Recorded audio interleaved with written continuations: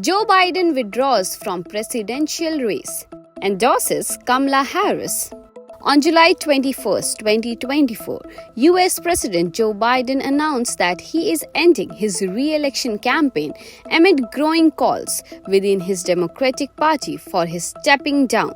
In a post on X, Mr. Biden stated he will remain president until his term ends in January 2025 and will address the nation this week.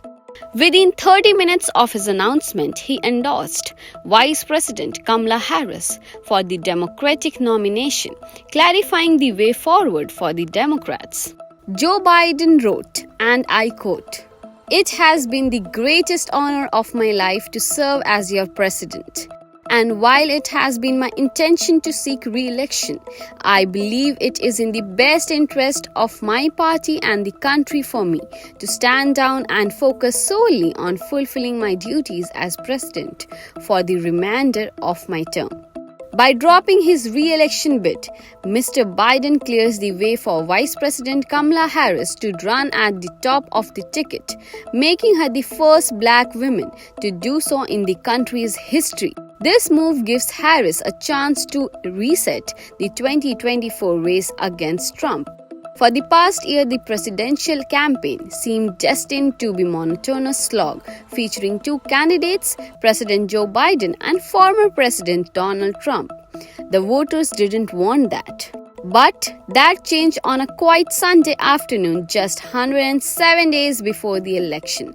Biden's decision to drop out of the race and endorse Vice President Kamala Harris as his successor reset the campaign with a swiftness unparalleled in modern American politics.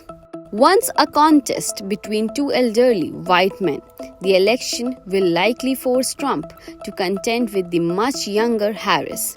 Kamala Harris is consolidating support among Democrats and would be the first woman of color atop a major party's ticket. The crumbling of Biden's re-election effort, which began with the shaky debate performance last month, has left both parties scrambling.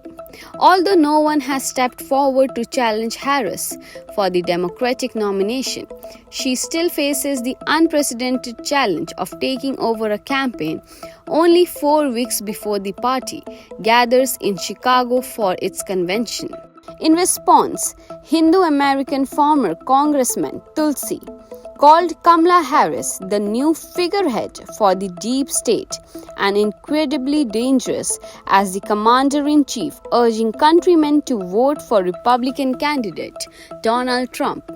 The 2024 election landscape has drastically changed, and the nation watches closely as these new developments unfold. This is all for now. Stay tuned to Jagran English for more news and updates.